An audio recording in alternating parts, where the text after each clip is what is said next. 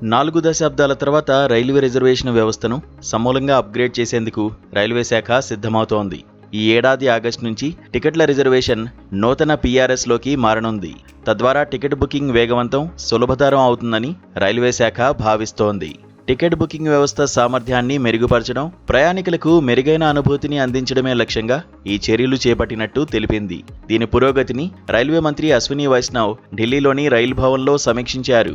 నూతన వ్యవస్థలోకి మారే సందర్భంలో ప్రయాణికులకు ఇబ్బంది కలగకుండా తగిన చర్యలు తీసుకోవాలని అధికారులను ఆదేశించారు. అయితే ప్రస్తుతం కొనసాగుతున్న రిజర్వేషన్ వ్యవస్థను 1986లో ప్రవేశపెట్టారు. అప్పటి నుంచి స్వల్ప మార్పులు మినహా సమూలంగా అప్గ్రేడ్ చేయలేదు.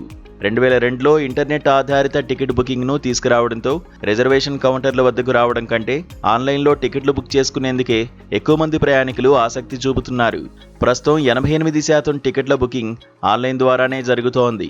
ఆన్లైన్ టికెట్ బుకింగ్కు పెరుగుతున్న డిమాండ్ మేరకు అత్యధిక సామర్థ్యం ఉండేలా అధునాతన సాంకేతికతను ఉపయోగించి నూతన రిజర్వేషన్ వ్యవస్థను రూపొందిస్తున్నారు.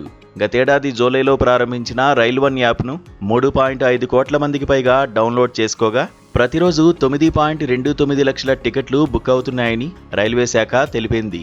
అలాగే వెయిటింగ్ లిస్ట్ టికెట్ కన్ఫర్మేషన్ అయ్యే అవకాశాన్ని ఏఐ ద్వారా అంచనా వేసే సదుపాయాన్ని ఈ ఏడాది అందుబాటులోకి తెచ్చారు.